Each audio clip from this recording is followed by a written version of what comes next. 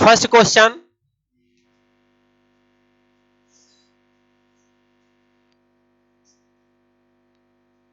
Okay red कर दूं colour.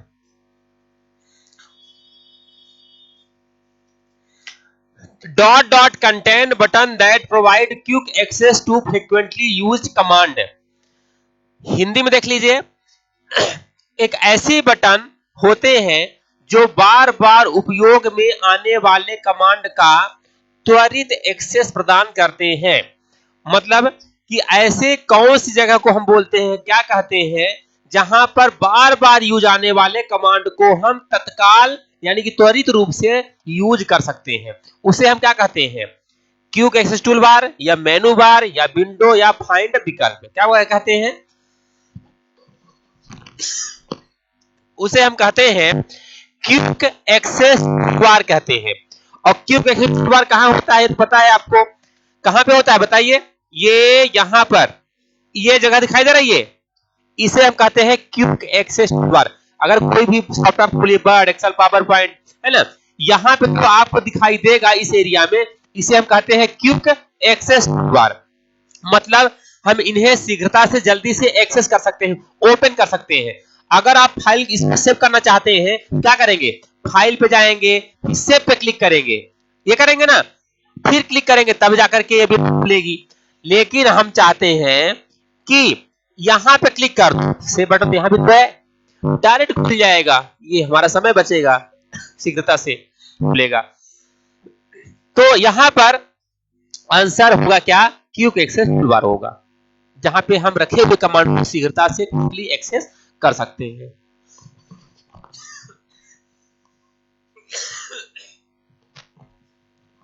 अगला क्वेश्चन क्या है कि the utility identifies non essential file on the hard disk and erase them only when the user allows their ensure in Windows operating system. मतलब utility hard disk पर गैर जरूरी फाइलों को पहचानती है और उसे खोज लेती है, तब उसे मिटा देती है, इरेज कर देती है। उपयोगकर्ताओं द्वारा विंडोज ऑपरेटिंग सिस्टम से इरेज करने की अनुमति देती है, जिसे हम क्या कहते हैं? क्या कहते हैं? राइट आंसर हो जाएगा डिस्क क्लीनअप होगा। ठीक है, डिस्क क्लीनअप क्या होता है? जैसे मान लो कि आपने यहां पर विंडो आर करिए और यहां पर लिखिए टेम्प।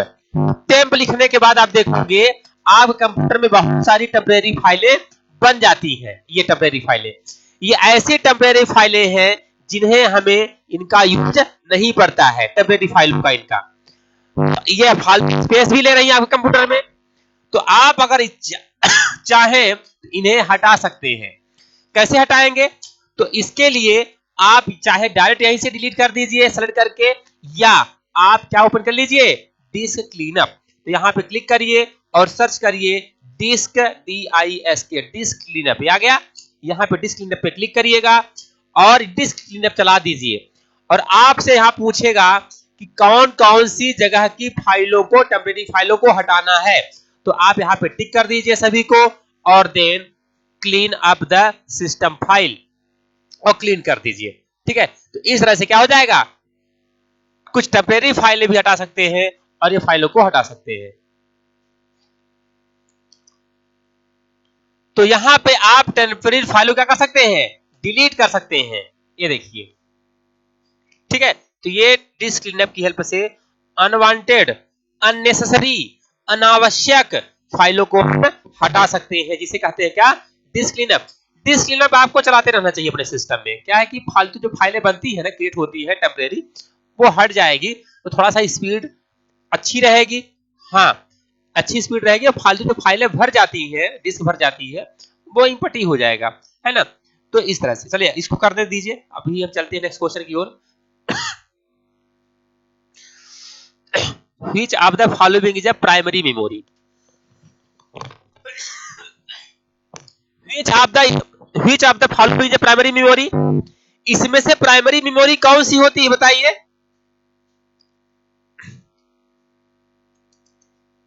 बताइए राइट आंसर क्या होगा इसका?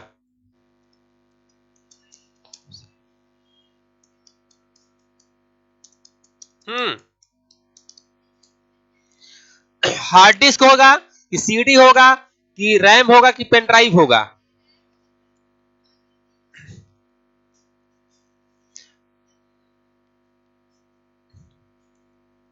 बताइए।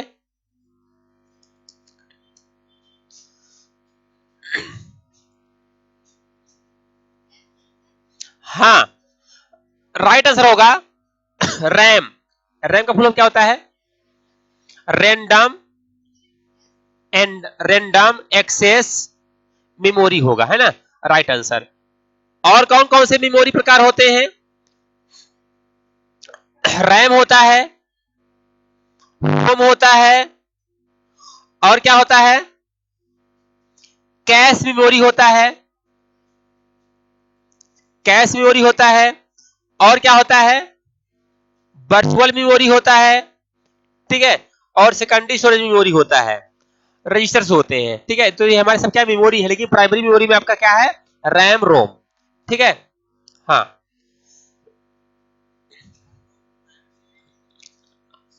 हाँ, प्राइमरी मेमोरी।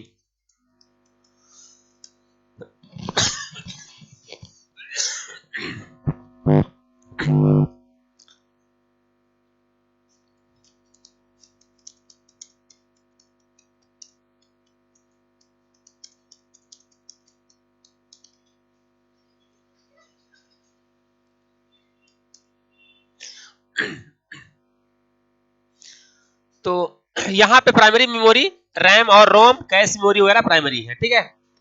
चलिए नेक्स्ट क्वेश्चन को चलते हैं। अगला क्वेश्चन है, which of the following are the two main component of microprocessor? Microprocessor के मेन कंपोनेंट कौन से होते हैं मुख्य रूप से? Main component of micro processor.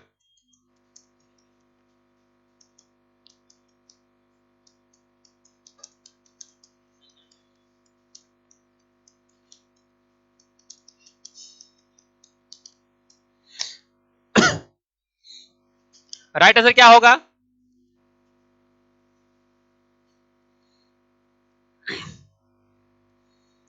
Control unit and arithmetic logic unit. निम्नलिखित में से कौन सा माइक्रो प्रोसेसर दो कंपोनेंट है? कंट्रोल यूनिट और arithmetic logic unit, CU and ALU, ठीक है। यहां पर दिया हुआ है एएससी डबल आई, आस्की। इसका फुल फॉर्म क्या होता है? आस्की का फुल फॉर्म? हाँ, इसका आंसर तो क्या होगा? सेकंड होगा, बट यहां पे हम पूछ रहे हैं आस्की का फुल फॉर्म क्या होगा?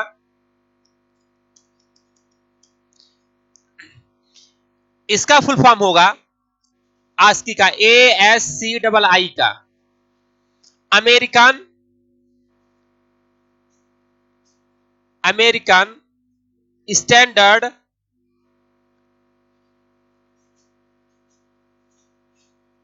American standard code for information interchange. American standard code for information interchange, ठीक है। आस्की का फुल फॉर्म होगा American standard code for information interchange, ठीक है। ईबीसीडीआईसी फुल फॉर्म क्या होगा? ईबीसीडीआईसी, इसका फुल फॉर्म क्या होगा? इसका फुल फॉर्म लिखिए, extended extended binary coded decimal interchange code, E B C D I C. इसका फुल फॉर्म होता है extended binary coded decimal interchange code, इसका फुल फॉर्म होता है। हाँ, extended binary coded decimal interchange code, EBCDIC का full form होता है। ठीक है, यह क्या होता है? कैरेक्टर इनकोडिंग होता है और किसके द्वारा बनाया गया? आईबीएम के द्वारा। ठीक है, चलिए अगला, ईबीसीआईडीसी कोड में कितने बिट यूज करता है ये ईबीसीडीआईसी? ई बी सी डी आई सी, ये कितने बिट यूज करता है? 8 बिट यूज करता है। करेक्ट, 8 बिट का होता है ये। एग्जाम में ये पूछता भी है, आप क्वेश्चन पेपर उठा के देख लीजिए, कहीं न कहीं क्वेश्चन पेपर में आपको जरूर मिलेगा कि ईबीसीडीआईसी कैरेक्टर कोडिंग होता है, यह कितने बिट का होता है? ये 8 बिट का होता है। ठीक है, तो ये हमें ये भी ध्यान रखना है कि 8 बिट का ये होता है। ठीक है, हाँ, यह कितने कैरेक्टर अलाउ करता है? 256 कैरेक्टर। ईबीसीडीआईसी में कुल कितने कैरेक्टर होते हैं? 256 कैरेक्टर होते हैं। ठीक है, ये इसमें क्या क्या होता है? तो इसमें होता है कैरेक्टर्स होते हैं, अल्फा न्यूमेरिक होते हैं, स्पेशल कैरेक्टर जैसे कि एट हो गया, हैज हो गया। ठीक है ना, ये जो सिंबल्स होते हैं, एबीसीडी होता है, 256 कैरेक्टर होते हैं इसमें एबीसीडीआईसी कोड में। ठीक है,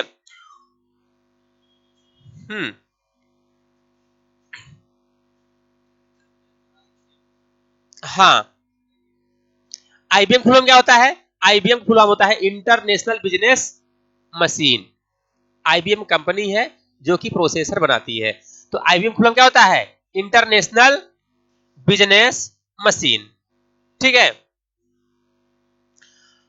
नेक्स्ट क्वेश्चन देखिए,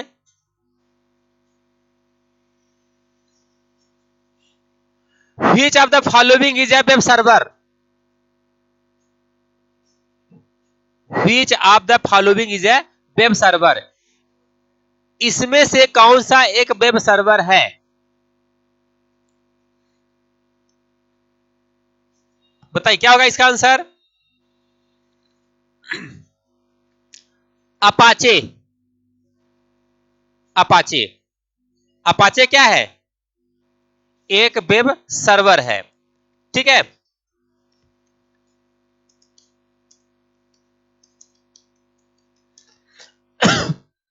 Apache web server commonly refers to as a Apache. यह क्या होता है? फ्री होता है और ओपन सोर्स होता है, प्लेटफॉर्म होता है। ठीक है, और इसके फीचर क्या क्या होते हैं?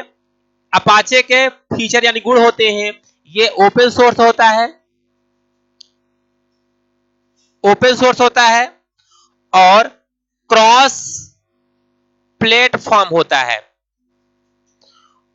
क्रॉस प्लेटफॉर्म यानी कि इसमें आप कोई भी प्लेटफॉर्म पे चला सकते हो, विंडोज पे हो चाहे लाइनेक्स पे हो, है ना, चला सकते हैं। ठीक है, पॉपुलर आर्किटेक्चर होता है और ये इसमें सिक्योरिटी भी होती है।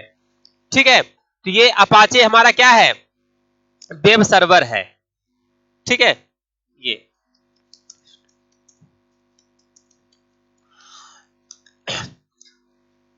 वेब सर्वर और कौन कौन से होते हैं? तो वेब सर्वर होते हैं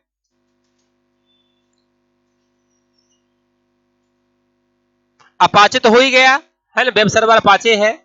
ठीक है, और NG N G I N X, NG I N X, ये भी वेब सर्वर है। ठीक है, तो हमें ध्यान देना चाहिए कि वेब सर्वर कौन कौन से होते हैं। ठीक है, वेब सर्वर का कौन है? पहला Apache, A P A C H E, Apache. दूसरा वेब सर्वर का नाम है NG I N X, N G I N X web server. और तीसरा वेब सर्वर कौन सा है? नहीं, I I S, I I S, I I S full form क्या होता है? Internet information services. IIS full form होता है इंटरनेट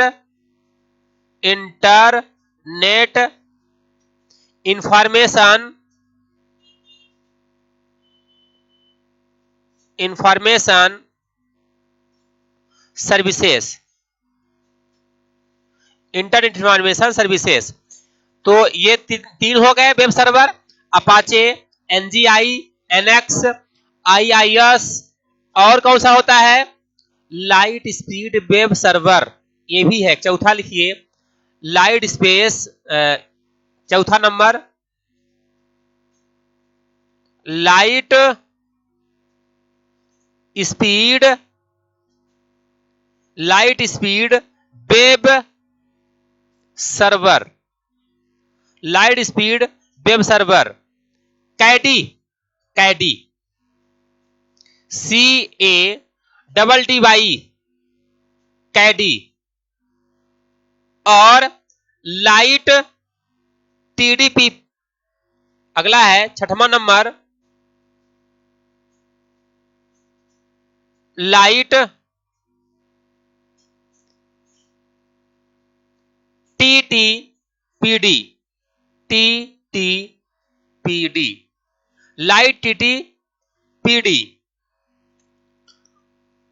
ये भी वेब सर्वर है। और Apache Tomcat, Apache Tomcat, Apache Tomcat. अभी हम एग्जांपल दिखाते हैं आपको ना कि कैसे सर्वर काम करता है। अपाचे टॉमकैट, ठीक है ना, अपाचे टॉमकैट। अगला node.js, अगला है आठवां number node .js, node.js। Open light speed हो गया। इसके बाद नौवां नंबर लिखिए CHEROKE,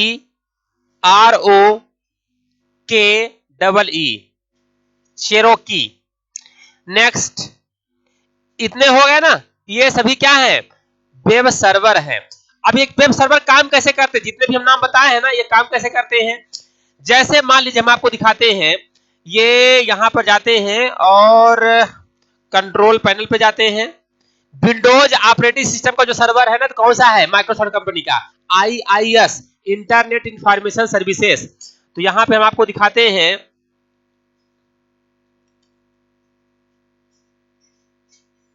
ये iNet MGR इंटरनेट मैनेजर, ये है अभी ओपन होने वाला है, ये हो रहा है, ये देखिए ना इंटरनेट इंफॉर्मेशन सर्विसेज, ये डला हुआ है। ये क्या है वेब सर्वर है। इसमें क्या है कि हमने सर्वर के अंदर क्या रखा हुआ है, वेबसाइट्स को या सॉफ्टवेयर को हमने रखा हुआ है चलाने के लिए, ठीक है। तो अब यहाँ पे सर्वर के अंदर आप देखोगे, हम यहाँ पे दिखाते सी ड्राइव में जाते हैं, और सी ड्राइव में जाकर के ये है यहाँ पर www रूट के अंदर n नाम का फोल्डर है ना, ये हमारा पड़ा हुआ है एग्जाम नाम का सॉफ्टवेयर, ये ठीक है।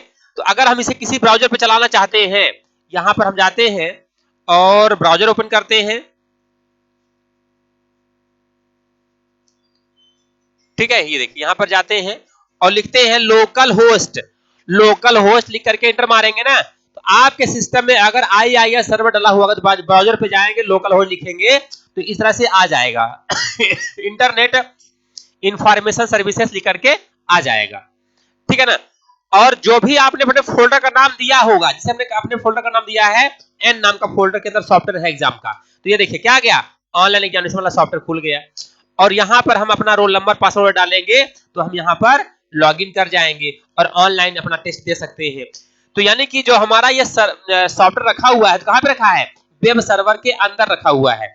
तो ये कौन सा सर्वर हम यूज कर रहे हैं, यहाँ पर IIS internet information services use कर रहे हैं। तो IIS किसका सर्वर है, यह माइक्रोसॉफ्ट कंपनी का है।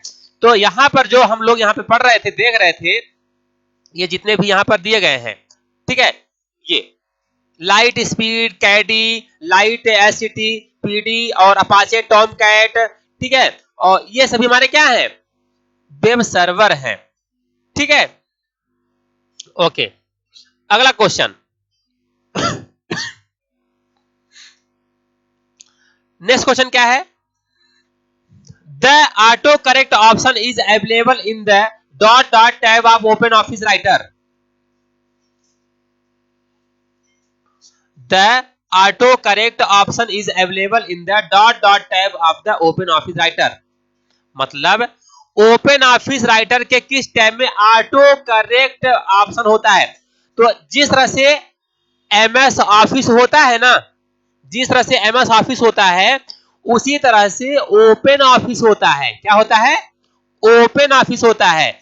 जिस तरह से एमएस ऑफिस के अंदर हम लोग पढ़ते हैं ना, एमएस वर्ड पढ़ते हैं, एमएस एक्सेल पढ़ते हैं, एमएस एक्सेस पढ़ते हैं, उसी तरह से ओपन ऑफिस होता है। ओपन ऑफिस के अंदर भी वर्ड एक्सेल पावर पॉइंट जैसे एप्लीकेशन होते हैं, कंटेंट होते हैं। तो ओपन ऑफिस के अंदर जैसे होता है राइटर, तो ओपन ऑफिस के अंदर जो राइटर होता है यह किसके जैसा काम करता है, यह काम करता है एमएस वर्ड जैसा है ये। तो अगर आपको सिस्टम में अपने ओपन ऑफिस डाउनलोड करना है तो आप डाउनलोड कर सकते हैं, ठीक है ना, फ्री ऑफ कॉस्ट यूज कर सकते हैं क्योंकि वो ओपन सोर्स है, ठीक है ना। लेकिन माइक्रोसॉफ्ट ऑफिस क्या है, क्लोज सोर्स है, इसे यूज करने के लिए परचेज करोगे आप प्रोफेशनल वर्जन, ठीक है। तो यहां पे हम आपको करके दिखाते हैं, विंडो आर करिए और यहां पे डालिए क्रोम पे जाइए, और क्रोम पे जाने के बाद यहां पे हम आपको दिखाते हैं डाउनलोड करके, डालिए open office, open office, open office पे गए और डाउनलोड कर लीजिए। डाउनलोड ये है ना, ये डाउनलोड। तो जो ये ओपन ऑफिस है आपके एमएस ऑफिस जैसे ये काम करेगा, ठीक है, जिसमें वर्ड एक्सेल पावर पॉइंट के सभी फीचर आपको यहाँ पे मौजूद दिखाई देंगे। तो यहाँ पे देखिए डाउनलोड कितने बिट का है, आपको 64 बिट करना है या 86 बिट का करना है, 32 बिट करना है ना, ये कर लो आप। यहाँ पे ऑपरेटिंग सिस्टम कौन सा है आपका, विंडोज है ना ये। तो यहाँ पे डाउनलोड कर लो, डाउनलोड फुल इंस्टॉलेशन, ओके।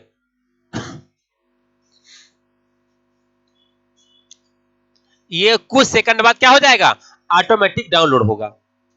ये देखिए डाउनलोड होने जा रहा है डेस्कटॉप पे और ये यहां पर इंस्टॉल होने जा रहा है, कुछ सी सेकंड में ये डाउनलोड हो जाएगा।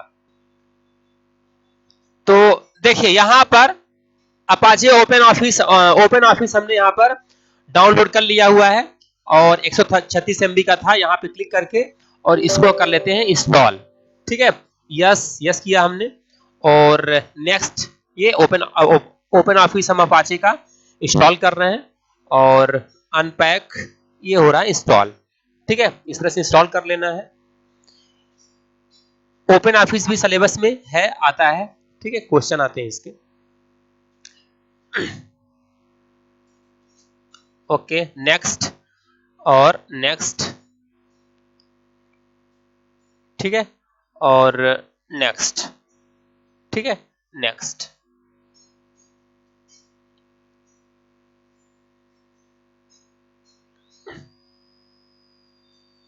हैं ओके, इंस्टॉल हो गया है, फिनिश कर देते हैं, ओके।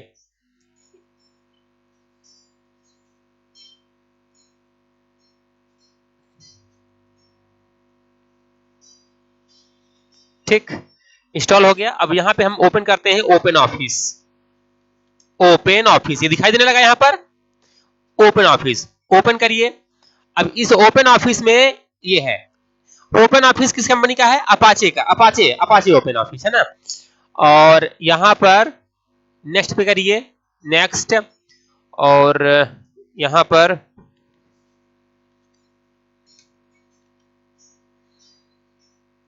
फिनिश, ठीक है।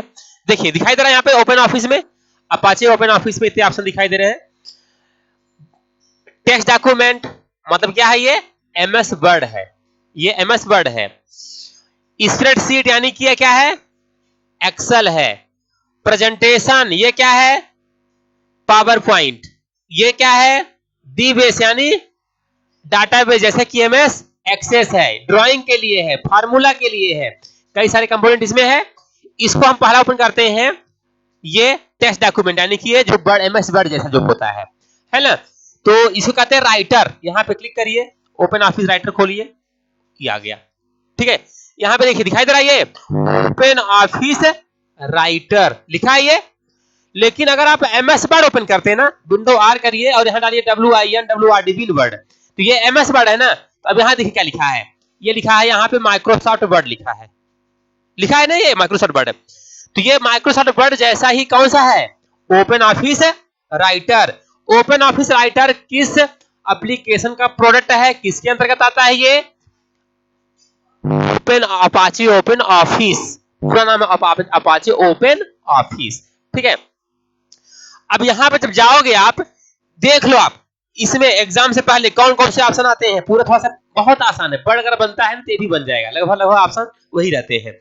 फाइल मेनू पे जाइए, ये एडिट मेनू है, व्यू मेनू, insert, format, table, tools. Tools पे जाएंगे तो आपको क्या क्या मिल जाएगा, टूल्स में आपको मिल जाएगा यहाँ पर ये, थोड़ा सा इधर आइए, ये टूल्स में आइएगा, spelling, language, word count, outline, numbering, line numbering, gallery, footnote, endnote, media player, bibliography, mail merge wizard, sort, calculate, update, macros, extension manager, XML filter setting, auto correct option, customize option, ये पूरे option दिखाई दे रहा है। यहां पर पूरे में आप ये कर सकते हैं। ठीक है ना, ये कहां गया, ये ठीक है, ये ऑटो करेक्ट ऑप्शन दिखाई दे रहा है, ये ऑटो करेक्ट जो ऑटोमेटिक सही हो जाए कंटेंट आपका, ऑटो करेक्ट ऑप्शन। तो पूरा किस में दिखाई देता है, ये टूल्स में। तो यहां पर वही क्वेश्चन कर रहा है कि ओपन ऑफिस राइटर के किस टैब में ऑटो करेक्ट ऑप्शन उपलब्ध रहता है, किसमें रहता है। देखिए अब याद रहेगा ये तो क्या होता है, प्रैक्टिकली आप कर लेंगे तो ऑटोमेटिक वो बनने लगेगा, याद रहेगा। अब आप जान भी गए कि एमएस वर्ड के जैसा ही ओपन ऑफिस राइटर होता है। ठीक है, तो उनको आप यूज करिएगा, हम सिस्टम में रख देंगे तो आप करिएगा यूज, है ना। हाँ, राइट आंसर क्या हो जाएगा इसका, टूल्स। अगला क्वेश्चन है, dot dot is use to digitize picture on documents and present it on a computer screen। मतलब एक डॉट डॉट का उपयोग चित्रों का दस्तावेज को डिजिटाइज करने हेतु और इसे कंप्यूटर स्क्रीन पर प्रस्तुत करने के लिए किया जाता है। क्या होगा इसका आंसर, ऑप्शन दिया ये बताइए। हाँ हाँ, राइट आंसर क्या हो जाएगा, स्कैनर। स्कैनर क्या करता है, जो आपका कंटेंट है ना, उसको इमेज के फॉर्मेट में क्या कर देता है, ला देता है स्कैनर। अगला question, which of the following access method use to magnetic tape. मतलब मैग्नेटिक टेप को एक्सेस करने के लिए किस तकनीकी का यूज करते हैं, किस विधि का उपयोग मैग्नेटिक चुंबकीय टेप में किया जाता है। क्या होगा इसका आंसर,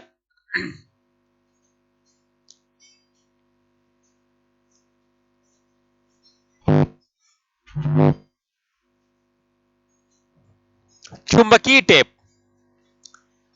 ऐसा टेप आप देखे हैं, ये वाला रील वाला, ऐसा कैसेट रहती थी और ऐसे ऐसे ये अगल बगल ब्लैक ब्लैक क्या लगा रहता था, रील लगा रहता था, ऐसे घूमता था ये, देखे ऐसा रील वाला कैसेट। ठीक है, इसे क्या कहते हैं, इसे कहते हैं चुंबकीय टेप कहते हैं। ये क्या है, चुंबकीय टेप है। इसमें जो डाटा एक्सेस करते हैं ना, अच्छा डाटा एक्सेस हम मुख्यतः दो तरीके से कर सकते हैं। कैसे डाटा एक्सेस कर सकते हैं, डायरेक्ट एक्सेस और सिक्वेंशियल एक्सेस। सिक्वेंशियल एक्सेस और डायरेक्ट एक्सेस। डायरेक्ट एक्सेस मतलब रेंडम एक्सेस, जैसे मान लो कि आपके पास एक सीडी है, इसमें मान लो 100 गाने हैं, आप गाना नंबर चलाना चाहते हो 90, तो आप डायरेक्ट 90 रिमोट से टाइप कर दीजिए, फटाक से 90 नंबर गाना पहुंच जाएगा, बजने लगेगा। हाँ, तो ऐसा थोड़ी है कि अगर आपको 90 नंबर पे जाना है तो पहले 1 पे जाओ, 2 3 4 5 6 7 ऐसे जाना पड़ता है, ऐसे थोड़ी करना पड़ता है। सीधे वो नंबर डालिए जिस नंबर पे जाना, जब पकड़ जाओगे गलत नंबर पे। उसे कहते हैं क्या? डायरेक्ट एक्सेस या रेंडम एक्सेस। और दूसरा होता है सीक्वेंशियल एक्सेस। मतलब क्या होता है, जैसे मान लो इस कैसेट में डले हैं, मान लो 10 गाने डले हैं और आप गाना नंबर 1 पे हो और आपको जाना है गाना नंबर 5 पे जाना है, तो क्या करोगे? पहले 1 पे जाओगे, फिर 2 पे, फिर 3 पे, फिर 4 पे, फिर 5 नंबर पे गाने पे। इसलिए दौड़ाना पड़ता है, भगाना पड़ता है। यानी सीक्वेंस में पहले 1 नंबर, फिर 2 पे जाओ, फिर 3 पे जाओ, सभी में जाएगा, 3 पे, 4 पे, फिर 5वां नंबर आएगा। अगर आप 5 नंबर गाना बजा रहे हो, 5 नंबर पे हो, अगर आपको जाना है 3 नंबर पे, तो डायरेक्ट नहीं आओगे 3 पे, पहले 5 पे, फिर 4 पे, फिर 3 पे। तो इसे हम क्या बोलते हैं? जिसमें डाटा हम एक क्रम में जाते हैं एक्सेस करने, उसे हम क्या कहते हैं? सीक्वेंशियल एक्सेस कहते हैं। तो आपका चुंबकीय टेप कैसा है? सीक्वेंशियल। आपका जो रैम होता है, रैम, वो कैसा होता है? सीक्वेंशियल होता है कि डायरेक्ट होता है? रैम, उसका तो नाम है रैंडम एक्सेस मेमोरी। सीक्वेंशियल नहीं है, डाटा किसी भी क्रम में उठा सकते हैं, रीड राइट कर सकते हैं, इसलिए तो वो कहते हैं उसको रैंडम एक्सेस मेमोरी। ठीक है, तो यहां पर चुंबकीय टेप कैसा है? जो मैग्नेटिक टेप आपका सीक्वेंशियल एक्सेस मेमोरी के अंतर्गत आएगा। हाँ, चलिए नेक्स्ट क्वेश्चन बताइए, इसका आंसर क्या होगा? Which of the following is not a part of the CPU? Not a part of CPU, CPU का भाग नहीं है, तो कौन सा नहीं है? हाँ, देखिए, मेमोरी यूनिट यानी एमयू, अर्थमेटिक लॉजिक यूनिट यानी एएलयू, और कंट्रोल यूनिट यानी सीयू, ये सभी तीनों पार्ट हैं किसके? सीपीयू के।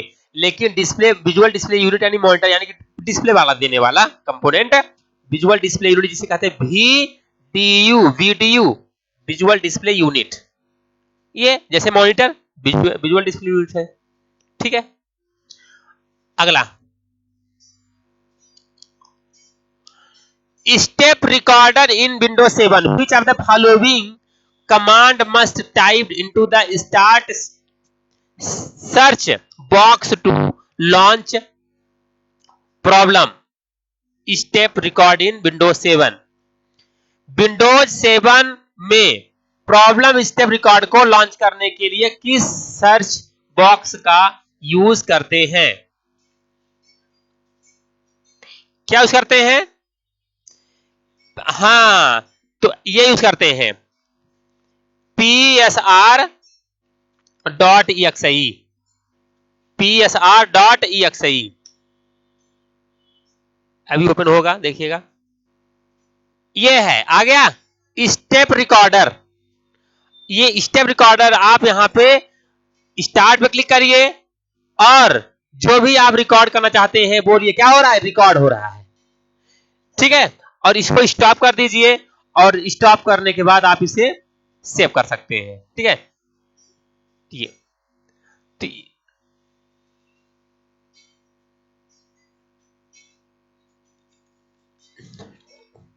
यहां से कीबोर्ड आ जाएगा, कुछ भी टाइप कर सकते हैं इस पे, स्टेप रिकॉर्डर, ओके करिए। ये देखिए, आइए, ये देखिए आ रहा है, रिकॉर्ड हुआ, स्टेप के पूरे रिकॉर्ड कर रहा है ये देखिए आ गया ना पूरा, ये चीज है ये हाँ, स्क्रीन रिकॉर्डर जैसा काम कर रहा है ये। अरे ये देखिए, ये बस हो गया ये। तो स्टेप रिकॉर्डर ओपन करने के लिए क्या होती है एप्लीकेशन फाइल का नाम? PSR.exe। इसको ट्राई करिएगा, विंडो आर करके PSR.exe। ठीक है, और स्टार्ट, स्टार्ट कर दिए, और यहां पर इसको आप जो भी वर्क करना चाह रहे हैं वो वर्क आपका क्या हो रहा है? रिकॉर्ड कर रहा है। स्टॉप कर दीजिए, स्टॉप हो जाएगा। ठीक है, ये देखिए, इतना किया था ना, ये हो रहा है, ये देखिए। ठीक है, चलिए अगला question, Which simulator device does an light emitting diode printer use? LED printer किस सेमीकंडक्टर डिवाइस का प्रयोग करता है?